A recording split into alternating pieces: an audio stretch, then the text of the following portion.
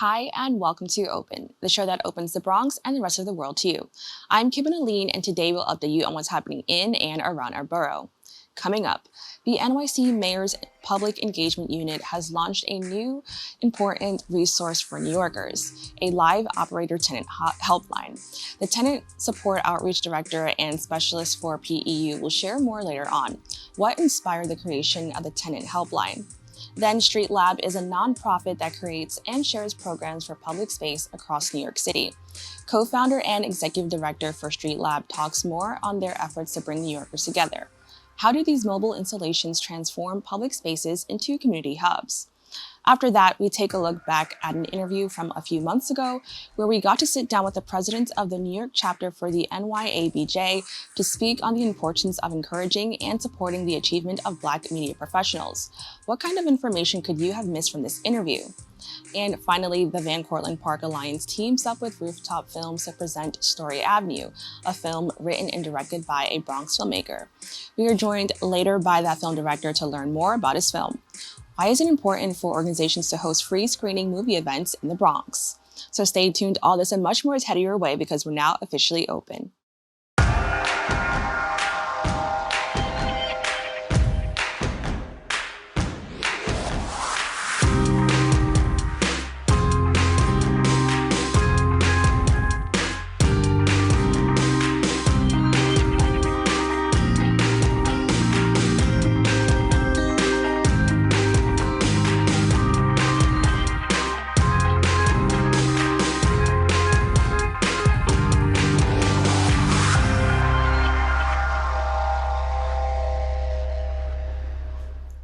Hello everyone, I'm Kibin Alleyne and today is Tuesday, August 8th.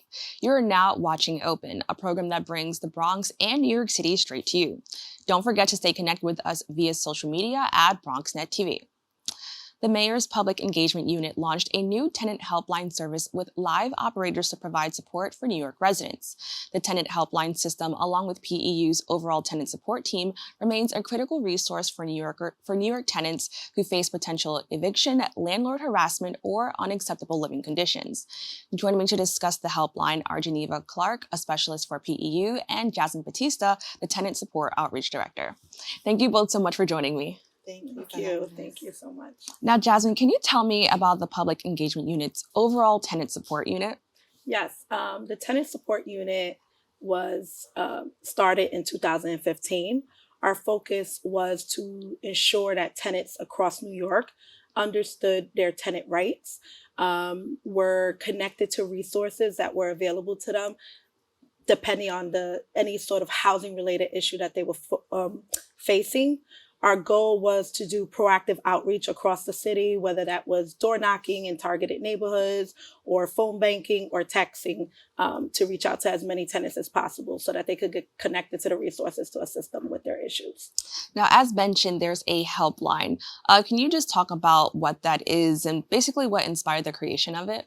Yes, so the helpline was launched in 2020, and we're super excited to announce that we are live now. During the pandemic, our team, during the pandemic, there was a lot of stop in regards to proactive outreach with door knocking due to the pandemic. Our goal was to ensure that tenants were still informed of their tenant rights, and we were able to assist them throughout that time during the pandemic by informing them about new policies that were happening, depending on, let's say, the eviction moratorium, connecting them to resources such as rent relief, guiding them through the process through eviction in housing court. So we wanted to ensure that even though there was a pandemic, that there was a resource that tenants can reach out to if they were facing a housing related issue and get connected to a specialist that could guide them through the process of their specific issue that they were facing. Now, I'm really curious to know, you may have mentioned it a little bit, what was the process of getting assistance like before the helpline? And I guess I could ask that on both ends, from for the New Yorker who needs the resource and for the person who is providing the resource. So prior to the helpline, our focus was going to targeted neighborhoods, door knocking, tabling with CBOs and other city agencies. But with the helpline, this has created a different pathway. So if a tenant is facing an issue, as of like, let's say right now, they have the opportunity to call someone for assistance to guide them through that emergency situation that they're going through. Now, Geneva, what are some of the issues the helpline will address? Some issues I can name would be eviction, repair issues, and last but not least, um, I'm sorry. Is it maybe landlord? Is it landlord It's harassment? harassment, yes. Well, I can you actually expand on that challenge? I know a lot of these are challenge for so many New Yorkers, but landlord harassment was the first time that I've ever heard of something like this happening. Can you just talk about what that is and what classifies as landlord harassment? So harassment from the landlord can consist of many things, but most importantly, three main things that we've been getting calls on is one, when the tenant is receiving notices stating they have to vacate the unit within maybe 10 days, 14 days without the proper legal process of evicting a tenant. It could be a landlord having their family harass the tenants as far as like coming and bullying them and try to get them out of the unit. And last but not least, There's a lot of shutoffs as yes, well when it yes, comes to harassment. We've noticed, especially during the pandemic, that there are some landlords who have used that as an opportunity to harass tenants by pushing them out of their units, and also in many cases shutting their utility services as well. Oh, wow. So I've heard of that before. So it's so good to hear that like this is what classifies as landlord harassment, because so many people probably are going through this and they don't know that this is considered harassment. How do you guide callers or just anyone you help through that? Like, how do you let them know like this is not okay for this to be happening?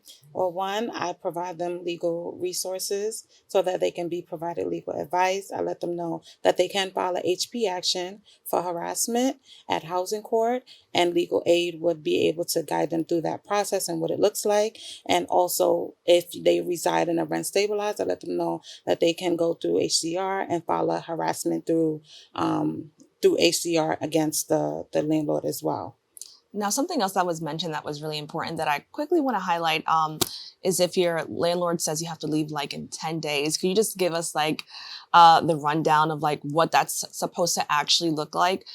Because I can imagine that it's pretty alarming for someone to, see on their door that they have to leave their home that they've probably been living for some years in 10 days. So can you just expand like what they should do if they actually do see something like that? Let's say that the tenant is residing in a market rate unit. So if let's say that their lease expires in August and the landlord provides a 10-day notice.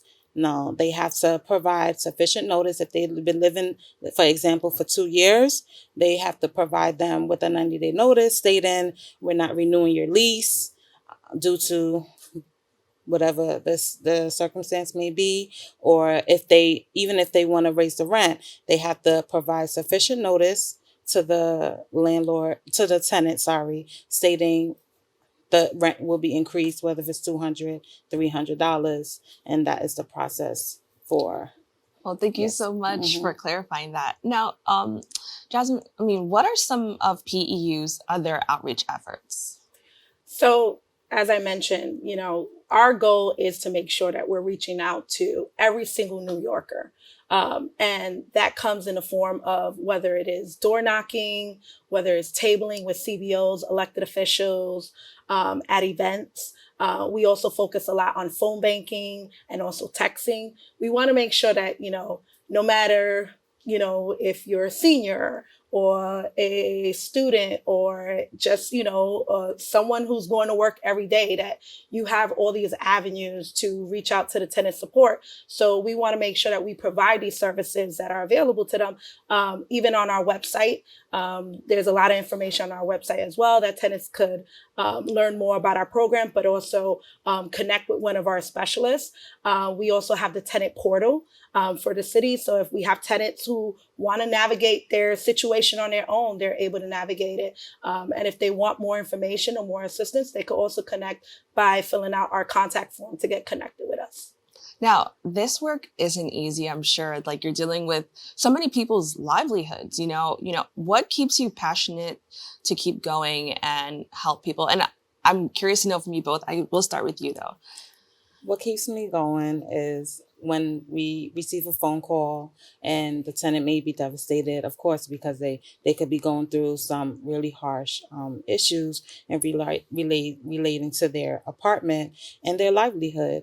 And the one thing that keeps me going is getting at the end of a call, thank you so much. You provided me so much resources. I didn't even know New York had all these resources where we could be connected to try to, get their matters resolved. And what inspires you? I think is similar to what Janeva said, is like hearing the tenants, but also your personal experience, right? Yes. This could be our neighbor, a family member. Mm-hmm. It could be ourselves that are facing a lot of these housing related issues. Sometimes many of our specialists are like, wow, like mm-hmm. this is so much more information that I've also learned mm-hmm. myself to, know how to navigate my situation or provide information to other folks. The goal is like, we want to make sure that tenants can advocate for themselves. And if we could do preventive services, whereas, at the moment, a tenant may not, be in court. But as Janeva mentioned, when it comes to harassment, a tenant could have just received, their landlord could say, oh, you have to leave within this certain time. A tenant understanding their rights at that moment and understanding what that process looks like when it comes to eviction is so much more supportive, and it relieves some sort of stress from a tenant at any cost. Now, I understand that the helpline also connects people to other city programs. Can you expand on this? And why was this important to include? Extremely important, because there is no such thing as one size fits all. A lot of the situations that we come across with tenants that are calling the helpline is situations where multiple city agencies could come and assist with specific resources.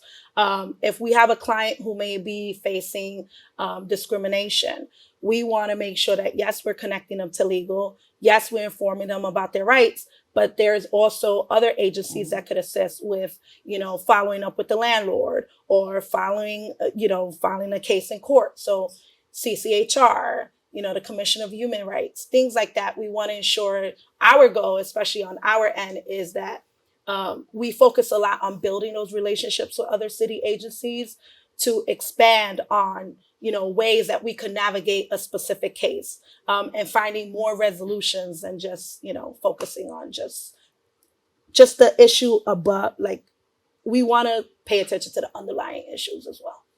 Now, I wanted to know what the response from New Yorkers have been like, but I thought, when you mentioned that even some of the specialists were like, wow, I'm learning from this, I thought that was kind of an amazing thing to hear, because doing that work also educates the people who are doing it. Can you just expand on maybe the importance of that, especially from your position as well? I can say that is very important, because I myself went through a situation where my management office was harassing me. They were sending me threatening letters, saying they're going to do a holdover case against me because of a document that they didn't receive. I mailed the document 3 times. I even spoke to the manager of my site, and she was even confused. Like, I don't know what's going on. They're providing me wrong numbers to contact them to make sure that they got the notice. And then I said, you know what? Let me do what I do for tenants. I contacted legal aid, and they gave me very good advice. And I didn't even know I could file a harassment complaint against my management office through HCR. So that was definitely enlightening, knowing that I can be assisted too. Right. And I'm human, and I go through the same things just as well as the tenants that's calling us for assistance. Thank you so much for sharing. Jasmin, can you quickly just let people know how they can actually contact the helpline? Yes. So anybody that's facing a housing related issue can call 311 and ask for the tenant helpline. All right. Well, I want to thank you both so much for joining us. Thank you so much. Us. Thank you. As mentioned, if you are a tenant in need of help, please call 311 and say Tenant Hotline. Also, if you would like to learn more about the PEU's efforts to support tenants, please go to their website, which you can see on the screen below. Don't go away. We'll be back with more Open right after this. Found my heart out there in the open. Feel the beat of nature at a park or forest near you. Find a forest and music inspired by nature at discovertheforest.org.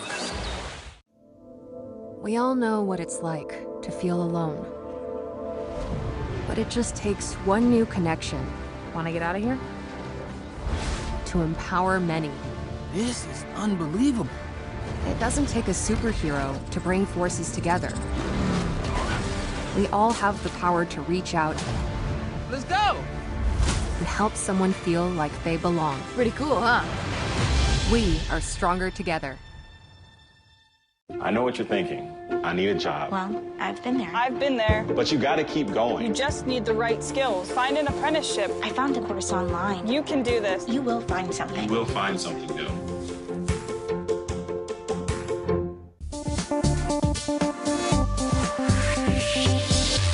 Welcome back. The nonprofit organization Street Lab creates pop-up programs for public spaces throughout New York City. These programs are part of their overall goal to enhance the urban environment, strengthen neighborhoods, and bring the residents of all 5 boroughs together.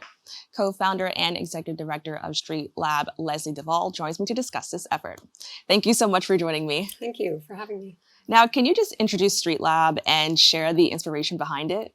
Sure. Street Lab is a nonprofit that creates and shares programs for public space. It's about a vision of the city where we have places that inspire, where all residents have places to gather and ways to connect. And we use a pop-up approach to make that happen. It started with reading rooms. We've expanded beyond that to a whole bunch of different programs. It's been going for about 10 years. We now do about 350 pop-ups across the city every year. Everywhere we go is by request, and we're also making our programs into kits for other cities. Oh, that's amazing. Yeah, the inspiration, I started it with my husband. It started somewhat organically. We were raising kids in the city. We just thought about what we wanted to see and have in our own neighborhood. It started with a vacant lot across the street from where we lived, where we thought this would be a great place for outdoor movies. And then it moved on to bigger projects, a library and a storefront. And then we thought, how can we do this in more neighborhoods? And that's where the idea of pop-up came about. Now, what sets Street Lab apart from other organizations working in community engagement and public space activation? It's, first of all, maybe the design of our programs. They're based around very simple activities that everybody can do together, things like reading, drawing, playing. But there's a lot of thought that's actually gone into those programs. And you can see, if you look at pictures on our website, we spend a lot of time on the design of sort of furniture to create a welcoming environment. We put a lot of thought into the materials that we provide, to have them in different languages, to have them be special and enjoyable. We have staff that make the experience good. And we've even brought, capacity to design things in-house. So our reading room, for example, has pop-up books that are maybe fragile that we share again and again in a lot of neighborhoods. The other thing I think that makes us unique is the locations that we go to. As I said before, everywhere we go is by request, but we prioritize neighborhoods that have been underserved, that are low income. And that's in fact 78% of our work this year. But we also go to places like Times Square and Chelsea Market, and then we're making our kits for other cities. I think also, just from what I've learned so far, the fact that it's focused on education and youth is also so unique because I've seen a lot of pop-ups throughout the city, and they're usually targeted towards just an older audience. But to see something that's kind of family oriented and something for kids, I think that's pretty amazing. Can you just talk about how these installations transform public spaces into community hubs? Because that's also very important. A lot of the pop-ups that I go to, it's it doesn't feel like community. It's fun, but it's not community oriented. So can you expand on, how your organization does that? Sure. Yeah, I think of some of the places we go. We've been doing a lot of work on streets. We go to all kinds of public spaces, but a lot of work in recent years on streets. And when you think about it, you've got a piece of asphalt, so you look at that, how are you going to make that an inviting place where people want to hang out and talk to each other? So one secret is simply seating. So we think about where can people sit down and do activities. And, if there were a lot more seating in the city, maybe we'd have more social life in the streets. So seating is one thing. The other thing is just providing something that for people to do that has a low barrier to entry, right? So it's not a big commitment. And as you said, we do have a lot of programs that appeal to kids. And that's a big part of what motivates us, is to sort of create memories for them in their neighborhood. Now, some of these, you mentioned like a few of them, but can you talk about the different types of pop-ups available? I know that I think sometime in the past, BronxNet actually covered one. Yeah. And it looked really cool. So can you just talk about some of the different types that your organization offers? Sure. You're talking about a street we did with a school, PS32, yeah, in East Tremont and Belmont area. Yeah, so we have several different programs. And again, I mentioned that we started with a reading room. We have our Read program, which is a reading room. It's a collection of books. They're great books. They're books for all ages. They're, beautiful picture books. And then we have Draw, which is a pop-up art studio with really great materials. And some prompts and things for inspiration. We have a program called Play, which is an obstacle course, and that was developed during the pandemic, specifically for the streets, to just create, transform streets into play spaces. We've got a program called Explore, which is actually about exploring urban nature and looking at things closely under a microscope or with a magnifying glass, things that you might see but not have noticed before in a way, the leaves and the trees around you. Now, in your experience, which one of these would you say is the most popular or impactful organized for the community? We've been doing a lot of play and another program called Street Marker, which is just chalk, but we make it possible for people to create beautiful murals together with stencils and a variety of other tools. Those have been really great, in particular on some of the new streets that are now have been turned into community spaces. It's a program the city started during the pandemic called Open Streets. And there's some actually right around here, I can tell you, Evelyn Place. And then several years ago, we went to Kingsbridge Terrace with the Cambridge Heights Community Center to close a street. But yeah, it's we mix these programs up, and sometimes, it's about the mix, and we put a reading room next to where sports activities are happening, for example. So they're all really popular. And I think that, the way they have impact, one of the ways is we do come back to a lot of locations week to week. There's a number of locations where we work in that way. That's amazing. I love that, because I think like if I were to be a kid and I had this really fun experience, I don't want to feel like, oh, well, that was a nice day. Like, you want it to be something that's like a part of their community, a part of their upbringing. So I think that's amazing. Can you just talk about how this actually benefits all the communities involved? Yeah, I mean, it's what happens is again, pretty simple, but also very moving, and it's something maybe that happens naturally in some places, but you sort of have to engineer it in others. And you provide an activity for people to do together with strangers, and they sit down and they read a book or they start drawing, and you really see people in a different way, right? And there's a feeling of connection. And so, people love it. They're transformed, space is transformed, and they walk away feeling more connected to the neighborhood, to their neighbors, to the city. Yeah.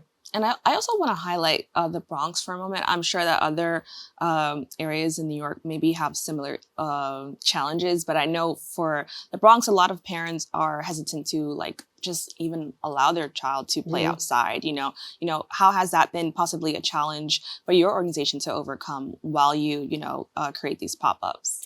Well, I definitely feel like the Bronx is a place where we could do so much of this work and have great impact. And it's a place which has historically been, there have been a historical lack of investments in things like public space. So we are working with a lot of groups. We have an initiative right now, actually, that is really ideal for the Bronx. And we're working with a lot of Bronx groups, and we hope to work with many more to create more open space. And it's got the support of the city's Department of Transportation, that really wants groups in the Bronx to create open streets and to come into the program and to benefit from having more community space. So we've been working for many years in the Bronx. There have long been play streets in corners, of the borough. We started out in 2013 at Lyman Place with Hetty Fox and her play street, and then moved on to Jennings Street, where we're actually going to be this week. We go weekly to Jennings Street. We've been working with Lonnie Hardy and her Caldwell Youth program there for many years. So there's a lot of great organizations that we have worked with in the past in the Bronx, and that we'll continue to work with. Now, I understand one of your initiatives is the Equipment Library for a Public Space. Could you share more details about how this program works and what type of equipment is available to the community? Yeah, this is a new resource that we started pretty recently, again, with the support of the city's Department of Transportation. In this case, we also had support from the city's Department of Small Business Services to start it. But the idea is basically that any group that wants to have a public event in a public space can borrow equipment from Street Lab, have it delivered for free, and have it help them create an environment where people will linger, where they can do activities, where you can have programming. So groups can borrow our reading room, they can borrow tables and chairs, we'll deliver it. And yeah, again, we hope that many people will take advantage of it. In fact, on August 12th, the Bronx Artworks is going to have Bronx Artworks is going to have an event at a street on 153rd Street where they're going to borrow a lot of our gear for their event. Now, there's also Bronx Arts Factory. Sorry, got that wrong. No problem. Now, I understand there's another way that you're going to connect just to the community with local artists and educators. Can you expand on that, especially the artist part? I think that's pretty cool. Yeah, there's a lot of ways that we've worked with artists in the past and educators. Our programs, as I said before, are pretty simple. So what they do is provide a platform and a place, an environment where so much can happen and that you could customize, right? So Street Lab does work citywide.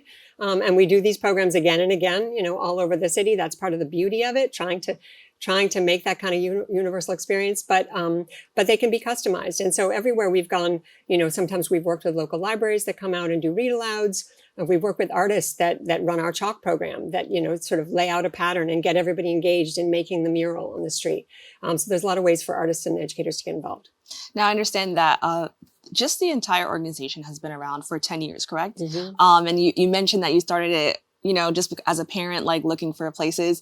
I'm sure now that your children are probably a lot older, but you're still doing this work, which I think is amazing. What inspires you to continue to kind of recreate what you did for your children, for other children in the community?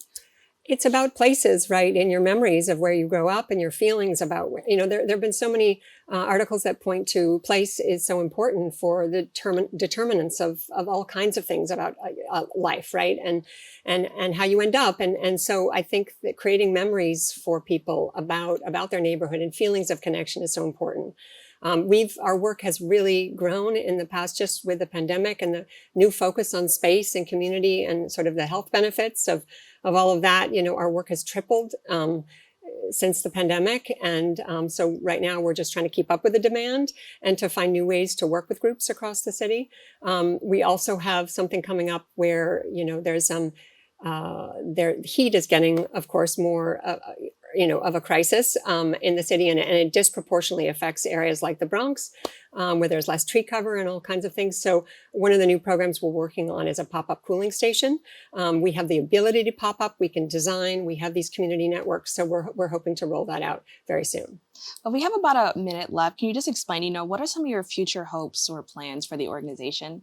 Yeah, I think it is, new programs, as I mentioned, that we're hoping to roll out. We're always looking for ideas. We learn a lot every time we're out on the street, what communities need, what brings people together, what works. And so I think, and then also this area that I mentioned before too, of expanding a little bit beyond just providing programming to helping groups create and test open streets or new public spaces. So we really do want to support groups. That's our initiative that we have with the DOT's support. And so we want to support groups that want to try an open street, close it for a couple of days, see what that feels like. Think of all kinds of programs that they can bring and other groups they can get involved. We'll help with permits. We'll help with the barricades, closing the street and outreach.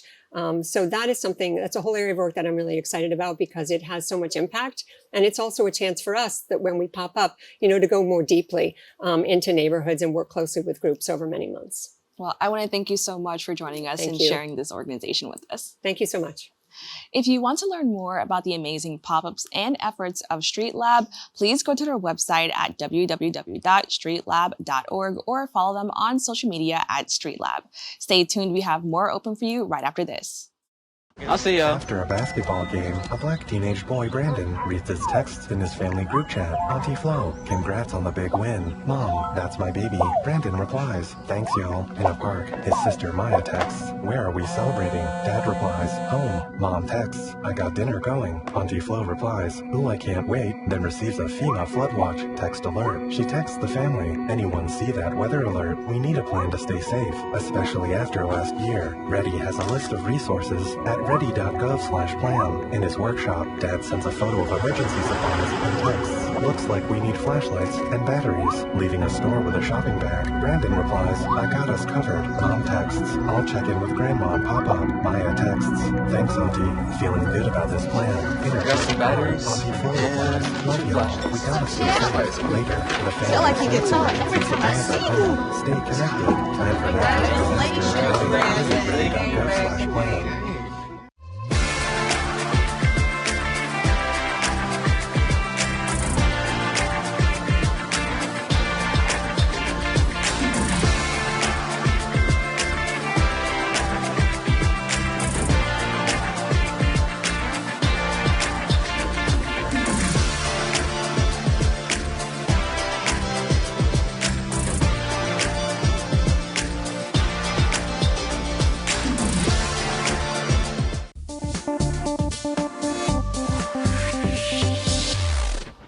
Welcome back. We would like to take a moment to highlight an interview that I got to do with Bonita Sostre, who is the president of the New York chapter for the National Association of Black Journalists. Let's take a look. Now, to start off, can we just talk about the overall organization that is the National Association of Black Journalists? Can you tell us a little bit more about that? Absolutely. So it's an organization that started many years ago, and it started for one mission, and that is to help journalists of color, Black journalists, brown journalists, everybody. Everyone's welcome and accepted there. There's chapters all around the country. It's not just New York. Like you mentioned, there are chapters everywhere. And our biggest event is the convention that we do every summer, where many journalists get their start, they get their first jobs. There's a ton of panels and learning opportunities. Now, what is the mission and the goal of the New York chapter of the organization? And I guess, how do you make it a little bit different from maybe the other chapters? So the New York chapter, we're one of the largest chapters that there is because we're New York. We're the number 1 news market in the country. And so therefore, our events are a little bigger. We have more people coming out. We have a lot of on-air talent that you see, at the network level, at the local level. We do a ton of events and panels.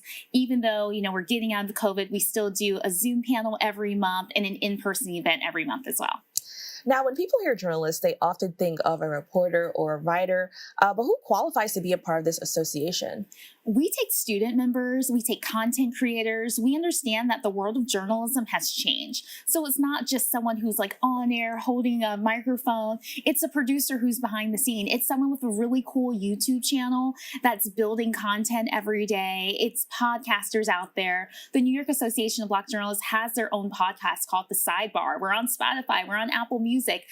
So those are places where by coming into our organization, you can add stuff to your resume and you can say, yeah, I host my own podcast, where you may not have the opportunity if you're not a part of the organization or just don't have a job in that industry. But we welcome everybody. I think that's so amazing. And I definitely wanted to highlight that because I was also surprised to see like, oh, wow. And I know a lot of people are like, oh, wow, there's support for me there too. So I think that's truly amazing. Can you just talk about the benefits of joining, this type of organization or association? Absolutely. So it's a family. It's a networking community. So there are people that you're going to see who are going to help you go to your next job, get your first job, or just if you need advocacy, you need someone to talk to, you're having issues within your job. We are an advocate as well. So we will go and talk with companies and say, hey, let's work on this. Let's see how we can get things changed. So it's the networking aspect. As I mentioned before, we have all the events. It's the learning aspect. If it's something you're like, oh, hey, I've never thought about this, or I'm curious about this,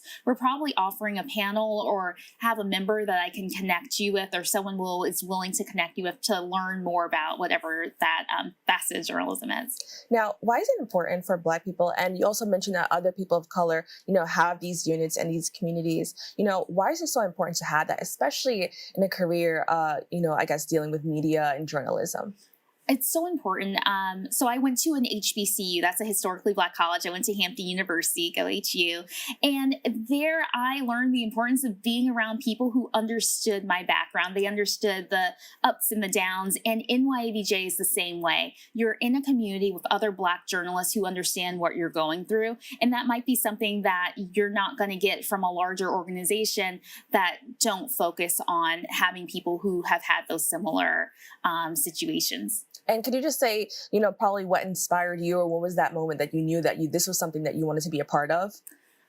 I was in college. I was getting my first internship, and I don't have any friends or family in the business. I'm first generation college graduate now, by say college student, and I just didn't know. And I had a professor, Will Sutton, who is part of NYABJ, and he was just like, yeah, you need to be a part of your local chapter. We had a Hampton University chapter, and then I became part of my New York chapter after I graduated. And there were so many amazing events, and I met so many fabulous people who were willing to help me and just be mentors toward me. So that's when I knew I have to do this. Like, if I'm getting this mentorship, I want to continue to give mentorship.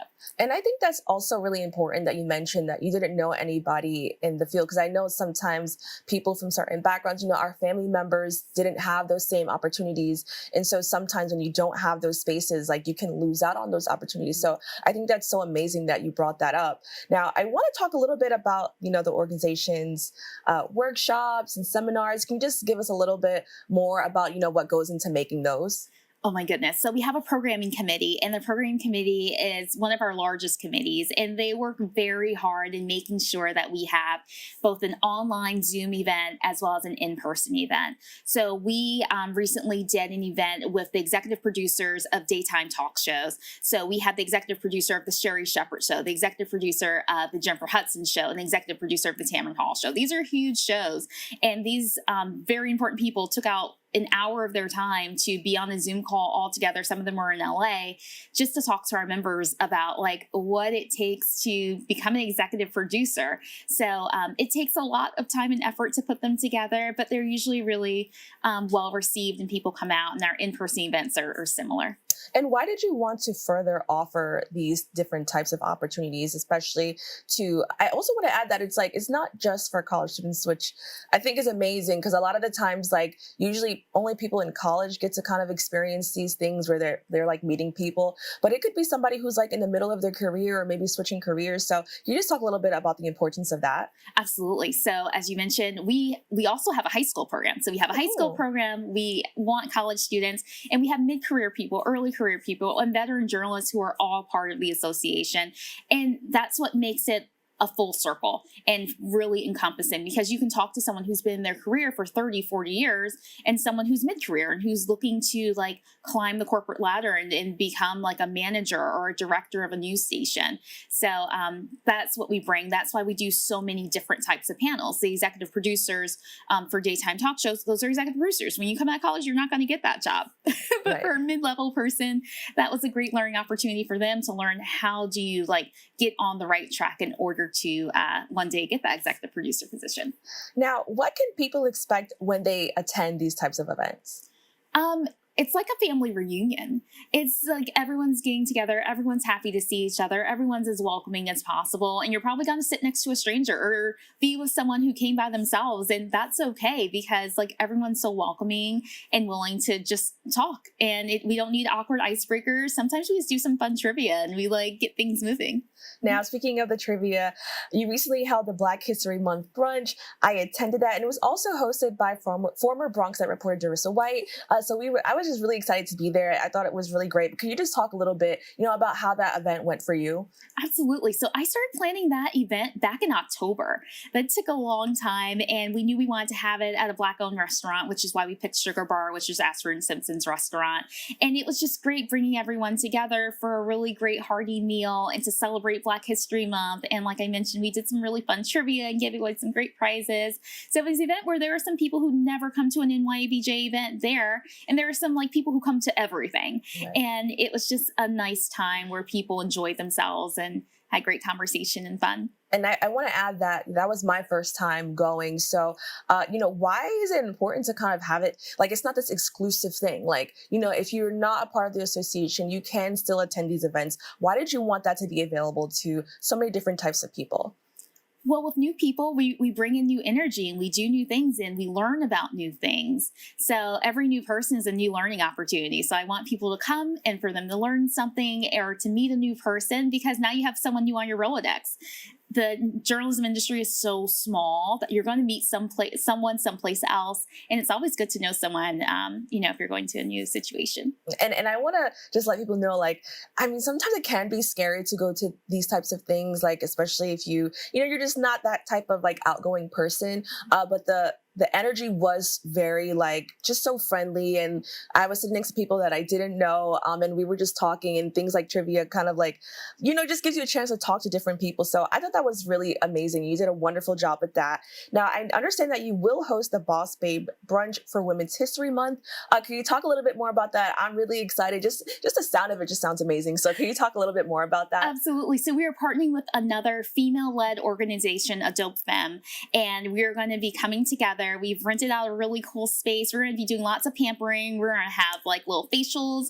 We're going to have our nails getting done, little manicures, all kinds of pampering spa type activities, as well as some brunch, some mimosas, and some great inspiring talks from different people. We're going to be bringing in some people to talk about salary and some people just to talk about self-care and the need for, especially as Black women, to take care of themselves and not just work, but also just remember that you need to relax sometimes. So that's what we're hoping to do with that. Now, I'm really excited, and I think it's so important because usually when you have organizations that focus on, let's say, a minority, and it's just like, maybe your racial or ethnic background, sometimes people forget that there's intersectionality within that. And there are also women, that are in this organization that would like to be highlighted as well. So can you just talk about the importance of having this moment and highlighting Black women within the NYABJ? Absolutely. So everyone says it's strong Black women. It's what you hear, but it's really important, like you said, to highlight them, to share them, to have them share the knowledge that they've gained in, like, as I mentioned, we're going to be talking about salary transparency and just making sure you're working so hard, you're getting paid fairly, you're pampering yourself, you're taking care of yourself, you're highlighting those journalists and those other just professionals within the industry who make the wheels turn. And that's why we want to do this. It's also Women's History Month, so It's an easy news peg, as we say. Now, what are the steps to actually join the association? I mean, it's really easy. You go to NYABJ.org, and that's where you go to find out more about our events. We also are the same on social media, so Instagram and Facebook. We have a link tree with everything in there, so you can sign up to be a member there. And take care of everything right there. It's like a 2-minute process, not even. And what would you say to somebody who maybe has this like imposter syndrome where they feel like, maybe I'm not ready yet, or maybe I'm not successful enough yet to join this? What would you say to them? I would say everyone's ready. Everyone can join. I mentioned we have high schoolers. We do a high school program called First Take, and we have some professional journalists that have come out of that. So from high schoolers all the way up into veteran journalists, everyone is welcome. Everyone is accepted, and we have programs for everybody. And do you offer any type of, I guess, the awards or recognize, different types of journalists? Can you talk a little bit more about that? Absolutely. So our second annual Juneteenth Gala will be on Juneteenth. It's going to be at the Water Club. It's going to be hosted by CBS News correspondent and anchor Michelle Miller. And we are so excited for that. The tickets are on sale on our website, NYABJ.org. We are having an early bird special going on right now. So it's going to be a fun event where we will be recognizing our Black Excellence Awards. So our finalists were just released for those awards. So they were going to be giving out 6 different awards in different categories: sports, network news, local news, podcast, radio, etc. So those will all be announced come June 19th at the Water Club, and it'll just be a really amazing event where you get to put on your dancing shoes and get dressed up and have a fun night out. Well, Bonita, thank you so much for joining me. I really appreciate it. Thank you so much. The Boss Babe Brunch will be hosted on Saturday, March 11th from 2 p.m. to 5 p.m. To find out more about this event, please go to the NYABJ website at www.nyabj.org or follow them on social media at NYABJ. We have to take a quick break, but we'll be back with more Open right after this. How do you know when you've made the right decision? It's the feeling you get in your gut. The one that tells you what's right or wrong. It's the one that says, sure, I can have a drink. Or the feeling that says, okay, I've been drinking. Now what? It's the voice inside you that says, I'm buzzed. Better leave the car when it's time to go. Plan ahead. Catch a sober ride. Buzz driving is drunk driving. Where did the time go? Somehow I lost all those years. Where did the time go? I don't know how I got here.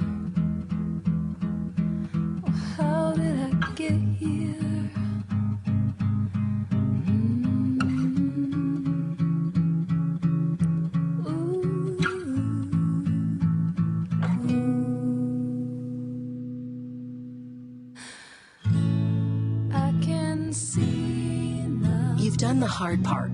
You quit smoking. Now do the easy part and get scanned for lung cancer. If you smoked, you may still be at risk, but early detection could save your life.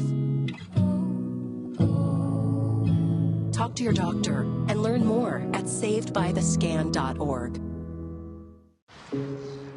Dear moms and dads, what you have achieved here today is going to help us and our futures. It is why we are coming up on stage to collect your diplomas. You know it's true. Mom, we love you always. Everything I do. When you graduate, they graduate. Visit finishyourdiploma.org to find free and supportive adult education centers near you.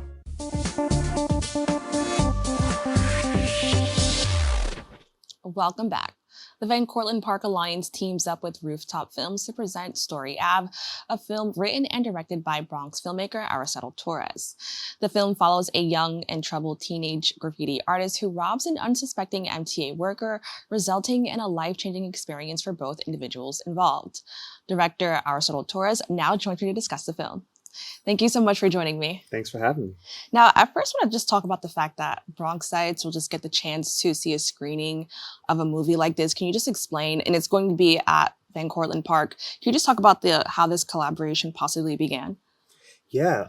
So my distributor, Kino Lorber, reached out to Rooftop Films. And, for me, it was really important to share this story about the Bronx with Bronx residents, and it was important for, at least to me, for it to be free. I want as much youth to come as possible because it is about the youth of the Bronx, and luckily my partners were able to make it happen. Now, I want to talk about the part where you said, it's free and it's a screening event. Yeah. Now, I love watching movies, but oftentimes I have to go to Manhattan for a screening event, or, you have to go to other boroughs, maybe Brooklyn. Can you just talk about the importance of having something like this available in the Bronx for Bronx residents? I mean, it was a massive priority for me, especially before we actually hit theaters and you have to pay to see it. It was important for me as a filmmaker and a resident of someone from the Bronx to make sure that the people who I made the movie for had an opportunity to see it, no matter what their situation is. And I don't have many demands, but that was one of them. Now, I want to talk about just your background in general, Sure. Being from the Bronx and, the path that you chose. So many people want to be on the path that you're on. Can you just talk about maybe, what inspired you to take this path and, how that all happened for you? Yeah, I mean, it started off, shooting music videos, and just utilizing my network laterally. Sometimes it's important to, build community with the people that are around you more so than people who have maybe achieved a bit more than you. So just the friends and people that were around me were extremely talented, great musicians. And I used that opportunity and desire to tell stories through film as a way to hone my craft. And that's what's led me here. And, I love what you just said just now that oftentimes I think a lot of creators or people, who just want to make stuff feel that Sure. they have to be around a specific type of people. Sure. Can you just talk about how you maybe overcame that and realized you were surrounded around so many people who were talented in their own right? Yeah, I mean, I started off as an intern at Def Jam, so I saw what, the bigger directors were doing and the bigger creative directors were doing. And mentorship is so important. And one thing they would always explain to me was build with the people that are around you. So throughout my career, I've been a huge advocate of building a good tribe. I think, being an artist, especially living in New York City, it's a really tough road. And it's important to have a support system, not only emotionally, but creatively. Now, I want to talk about Story Ave, which we had a little moment where I was like, is it Ave or Avenue? Yeah, and I love yeah. that it's Story Ave because I think it already kind of sets a tone of just where the movie's coming from. Without giving so much away, can you just tell us a little bit more about it? Yeah, I think, when I think about this film, I think about family, the family you're born into versus the family you choose. And as someone who was, rambunctious and ambitious as a very young person growing up in the Bronx, you choose the people who you spend the most time with, some positive, some negative, but that's just a great representation of life. of balance, you know. So I really wanted to make a film that was authentic to our community, but was also about, you know, family and connection and, you know, being inspired by the people around you artistically and emotionally.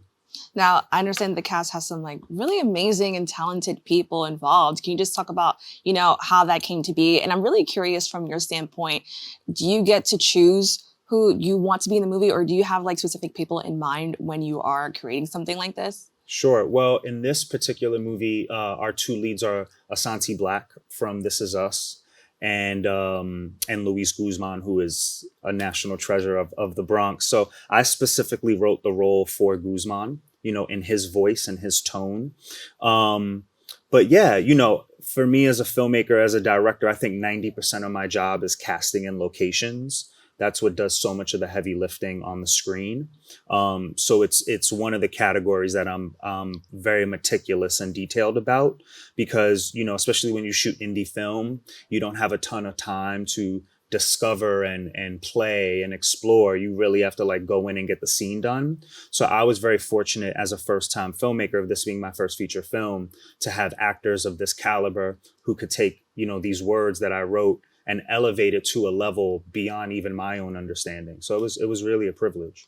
Now, you said something that I thought was so interesting, and this has kind of been somewhat of a debate in just the movie making world for some time. Mm-hmm. I mean, you said that you wrote the script, or, you know, you wrote the story with Luis in mind. Mm-hmm. As you mentioned, he's like a huge part of the Bronx. Do you think that it's important to have people from those communities also tell those stories? Because I know oftentimes people, you know, sometimes they'll may cast somebody from Minnesota to play a New Yorker. You know, is that important to you when you're creating stories? And do you think people should think about that when they are casting? Yeah, I think you should be really conscious about that. I believe in this theory called free real estate, you know, especially as a young filmmaker. Is like, I want my actor to meet me more than halfway with what the character needs to deliver. So that way I can really focus on the nuances and the details of the performance, you know. So, you know, Asante, for instance, is not from the Bronx, but his attention to detail and the ability that he has with his craft, us working together, we're able to make that really authentic. Whereas Luis, he's already giving me so much free real estate that we get to really get into the nitty gritty of delivery and nuance. So I think it's about a balance, but I think it's really important to think about authenticity when casting, for sure. Now, when speaking of authenticity, I mean, I love to see movies take place in New York, especially in the Bronx, because that's not really a setting, especially the Bronx, that we see in movies often. Sure. Can you just talk about the significance of making sure that, you know, the Bronx was like almost a character in this movie as well? Yeah, it was extremely important to me. I mean, I you know, I'm from here, and I consider this the epicenter of culture. You know, Robert De Niro, Ralph Lauren. I mean, you know, so many influential iconoclasts who have influenced the world have come from this borough. But I think sometimes the general perception is not the output that we give the world. So it was really important for me to make an authentic film with its pros and its cons, but also showcase it in a way that felt artistic. So if, you know, when you watch the film, you'll see the way that I shoot it. I give a lot of care, and I care about the people and the community here. And it was important to shoot it in a way that felt not only authentic, but also cinematic. Now, you talk about, you know, this is your first like feature film, you know, and previously you were directing music videos. Can you talk about that transition from, you know, short form storytelling to something that's a little bit longer? Yeah, I mean, it was a tumultuous transition for sure. I mean, making movies is really, really hard. But, you know, I think every artist has a desire. And for me, it was almost like a pain in my stomach of this like story that I had to tell. And I think when you make, you know, financing movies, getting distribution is just extremely difficult now, especially more than ever in our market. And I think you have to have a real need to tell a story and not just want to tell the story.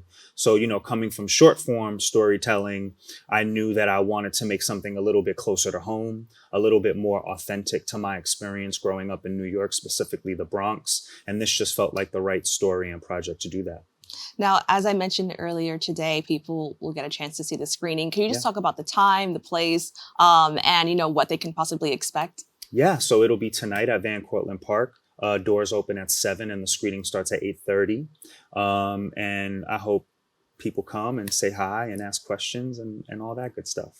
Now, what's something that you actually learned from this experience? Oh my God, so much. Every day is a learning experience when making a film and even though it's not a studio film, it's millions of dollars and all these amazing actors and all these amazing collaborators and artists coming together to help me tell the story that's my baby. So every day you're kind of fighting against the current. But, I think the biggest lesson coming from it is the balance of collaboration, but also maintaining your vision. And how do you articulate your vision to your collaborators in a way that gives them room to have a voice in your story, but is also protecting your intention. And I think that that's something you probably learn on every project as they get bigger, Now, I also want to talk about, I guess, the learning process. There's so many creative people here in the Bronx. And I think that with so many organizations like giving out resources, more and more people are, wanting to become storytellers. Mm-hmm. But I do want to add, I had like a little experience like in a video production club where we made like short films. Yeah. It is not easy. It is very intense. Can you just talk about, what people can expect if they actually do want to enter this field? Yeah, I think, it takes a lot of resilience. And I think that, practice makes perfect. It's a cliche, but you just need to do it, and even in my particular case, I made 4 short films before I made this feature. And it's, Kurosawa, who's one of the greatest directors that had ever lived. On his deathbed, he said, "I'm still learning." So I think you have to go into it knowing that perfection is not real, or your perception of perfection. And it's about putting yourself out there and being vulnerable. And I'm just a huge advocate that the best art is vulnerable art. So as long as you put your heart and your soul into it and you have really good intentions and you really love whatever medium you're experimenting in, then you're probably on the right path. Now, can you share what's next for you, or, what are some plans that you have or any upcoming projects? Yeah, fortunately, we're in a writer's strike right now. So I'm kind of utilizing this downtime to write more scripts. So that way, when the strike is done, I can continue telling stories that I'm really passionate about. And yeah, getting ready for the release of Story Ave, which comes out in theaters on October 6th. So doing the press for that and getting ready for that release. And, just really excited to share this story that's so close to my heart personally, professionally, creatively with the world, and just doing my best to make sure that people know about it and there's awareness and people go and see it. Well, I want to thank you so much for sharing just a little part of that with us. Yeah, thank you so much for having me. If you would like to keep up with Aristole and all the amazing and wonderful work he is doing, please follow him at Aristole BAM. And remember, you can catch the screening of Story Ave later today in Van Cortlandt Park at 8:30 p.m. We've come to the end of our show today. I'd like to thank all of our guests for joining us and you, the viewers, for tuning in. If you missed any part of today's show, you can catch the recable cast at 5 and 10 p.m. on Optimum Channel 67 and Verizon Files Channel 33, or watch anytime on the web at bronxnet.org. You can catch a brand new episode of Open with Darren Jaime on Wednesday and with Rena Valentine on Friday. I'm Kibin Alleyne, wishing you and yours safety and wellness now and always. See you next time.